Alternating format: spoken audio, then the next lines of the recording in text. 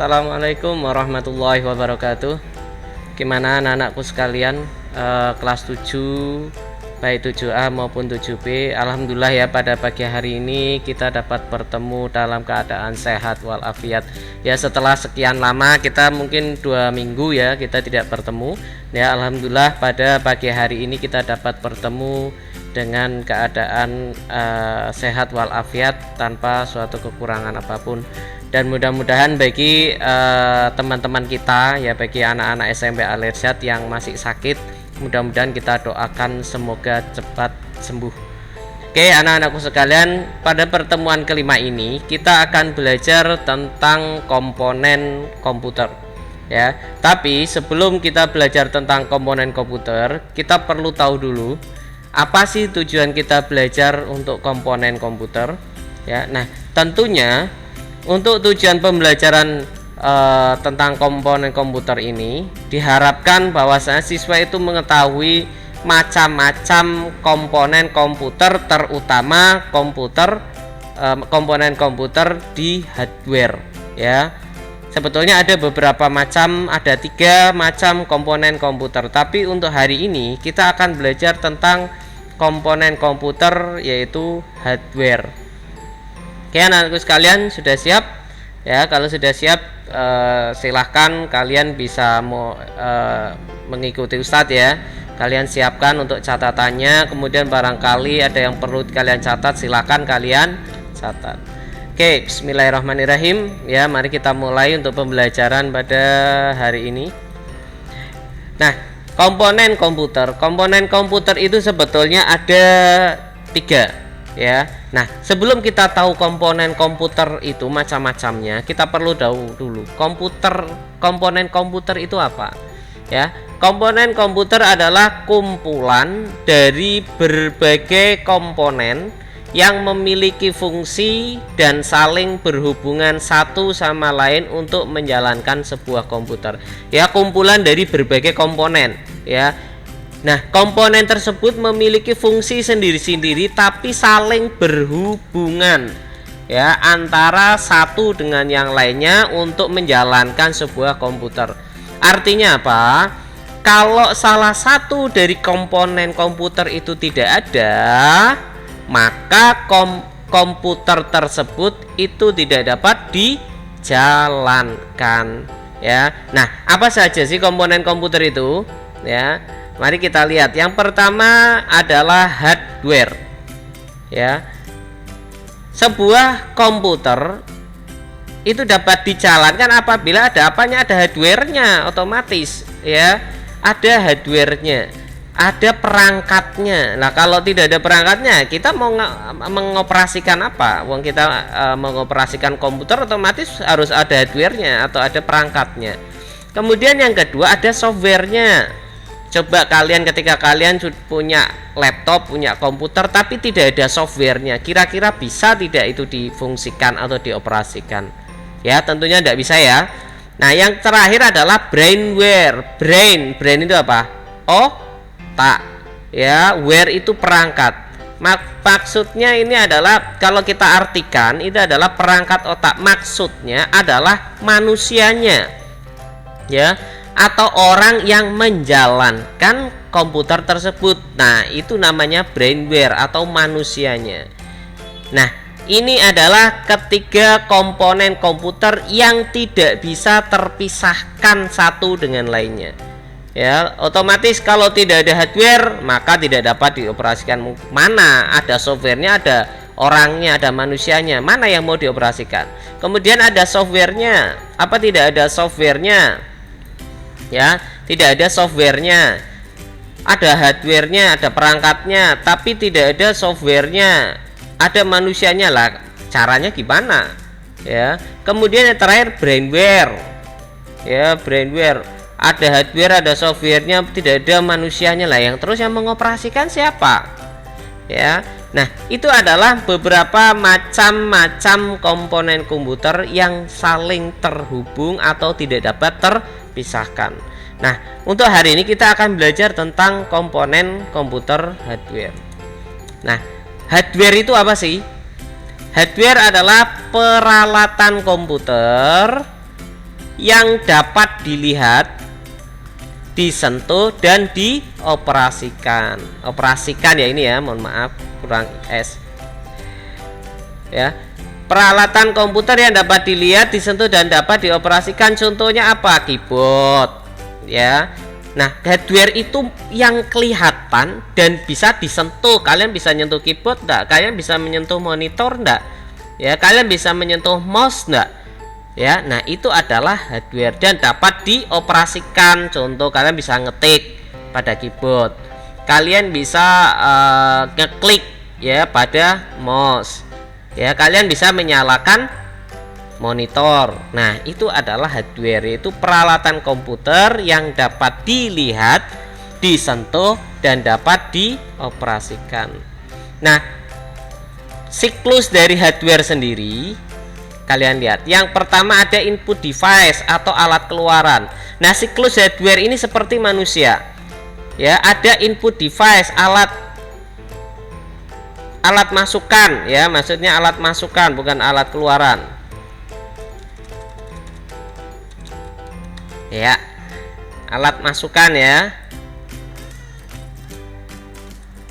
Nah, yang pertama alat masukan, contohnya seperti manusia ya, kita makan.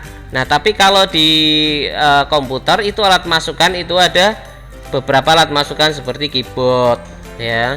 Kemudian setelah dimasukkan, kemudian diproses ya, kemudian diproses.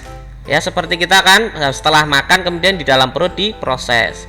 Kemudian selanjutnya adalah storage device atau media penyimpanan. Setelah diproses kemudian disimpan. Ya, kalian setelah ngetik kemudian disimpan kan, setelah diproses kemudian disimpan. Seperti kita manusia juga setelah diproses kemudian disimpan, baik vitaminnya ya, proteinnya dan lain sebagainya, kemudian disimpan oleh tubuh. Kemudian yang terakhir adalah alat keluaran atau output device ya, output device. Nah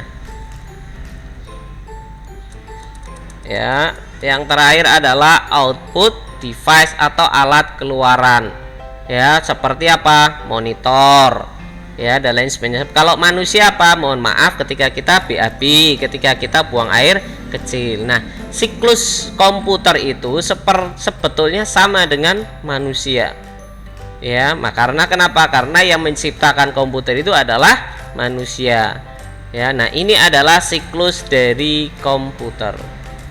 Nah, selanjutnya kita perlu tahu dulu input device itu apa ya. Nah, input device itu fungsinya sebagai media untuk memasukkan data dari luar ke dalam suatu memori dan prosesor untuk diolah menghasilkan informasi yang diperlukan. Nah, input device itu maksudnya seperti itu ya, sebuah unit yang berfungsi sebagai media untuk memasukkan data. Contohnya ketika kalian mau memasukkan tulisan ke monitor, ke komputer, itu menggunakan apa? Keyboard, kalian ngetik. Kemudian kalian ingin mengeklik sebuah perintah di komputer, maka kalian butuh mouse untuk mengeklik. Nah, itu adalah input device. Artinya media yang berfungsi untuk memasukkan data. Contoh lagi, kalian ingin memasukkan foto kalian ke dalam komputer, kalian bisa menggunakan namanya scanner ya. Nah, ini coba kita lihat contoh-contohnya. Kamu lihat input device yang pertama itu keyboard. Nah, kalian bisa ketik ya kan, memasukkan teks ataupun huruf ataupun angka dengan menggunakan keyboard. Kemudian mouse, kalian bisa menggunakan atau mengeklik sebuah perintah dengan menggunakan mouse. Kemudian selanjutnya adalah joystick ya, selanjutnya adalah joystick. Joystick ini digunakan untuk apa? Bermain game ya. Selanjutnya ini adalah mouse trackball. Namanya mouse trackball. Di sini adalah ada sebuah bola, fungsinya hampir sama dengan mouse. Dan yang terakhir ini adalah namanya scanner. Nah, kalian apabila ingin masukkan foto tanpa harus di foto lagi ya, kalian bisa masukkan ke sini kemudian di scan. Nah, ini adalah scanner. Nah, selanjutnya process device. Process device ini adalah unit yang berguna atau berfungsi untuk memproses data. Nah, proses data tersebut itu ada di CPU atau Central Processing Unit ya. Nah, ini yang mengolah informasi.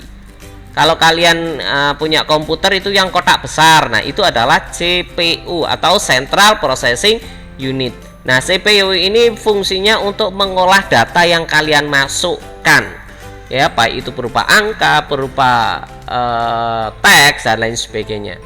Nah, yang selanjutnya adalah storage device atau media penyimpanan. Nah, storage device ini fungsinya sebagai perangkat penyimpanan ya, untuk menyimpan berbagai jenis data dari hasil proses dari CPU tadi ya. Ketika kalian masukkan ngetik kemudian oleh CPU diproses, kemudian selanjutnya disimpan di storage device. Nah, contohnya apa aja? Mungkin kalian sudah banyak yang tahu, flash disk, hard disk, disket ya, kemudian RAM. Nah, coba kalian lihat. Yang pertama ini adalah disket ya, sebelum adanya hard disk, sebelum adanya flash disk. Nah, ini ada yang namanya disket ya. Kalau disket ini adalah disket 3,5 floppy ya, 3,5 floppy. Disket ini adalah 3,5 floppy. Nah ya, jenisnya adalah 3,5 floppy. Nah, selanjutnya yang ini adalah yang namanya flash disk ya. Kalian sudah banyak yang tahu atau bahkan kalian punya di rumah. Kemudian ini adalah RAM. Nah, ini adalah RAM komputer ya, atau RAM itu kepanjangannya dari Random Access Memory ya, Random Access Memory ya. Jangan lupa RAM itu adalah Random Access Memory. Kemudian yang selanjutnya adalah hard disk ya. Nah, hard disk ini adalah hard disk internal. Hard disk ini digunakan biasanya di komputer, bukan di laptop. Kalau di laptop itu lebih kecil lagi ya. Nah, ini adalah beberapa contoh dari media penyimpanan. Nah, yang terakhir adalah output device.